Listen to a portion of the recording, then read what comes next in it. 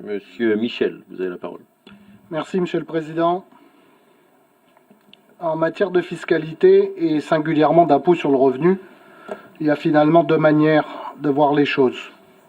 La première, c'est de privilégier la minorité la plus riche au prétexte que c'est elle qui ferait tourner l'économie du pays. Et la seconde, c'est au contraire de soutenir la majorité des ménages et au travers d'elle, la consommation qui représente 70% de la croissance économique. Pour ce qui nous concerne, c'est sur cette deuxième voie que nous avons décidé de nous engager, à la fois par réalisme économique et par souci de justice sociale. Certains ont décidé de s'y opposer en instrumentalisant les institutions et le règlement intérieur de notre Assemblée, après avoir vainement tenté, au travers d'une première tentative de réforme fiscale avortée, d'octroyer un gigantesque cadeau fiscal de 3 milliards aux 3% des ménages les plus aisés de notre pays.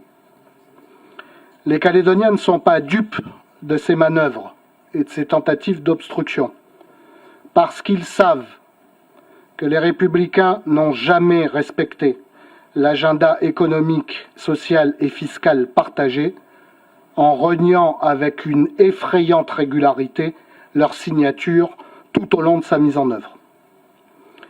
Nous avons entendu aujourd'hui les contre-vérités de ceux qui, idéologiquement et socialement, sont opposés à cette réforme.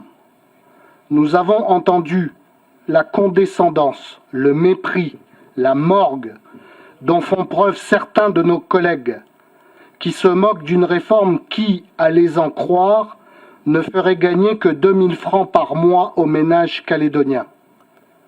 Mais à supposer même que cela soit vrai, quel plus bel aveu de mépris à l'égard de tous ceux pour qui 2 000 francs par mois, c'est important.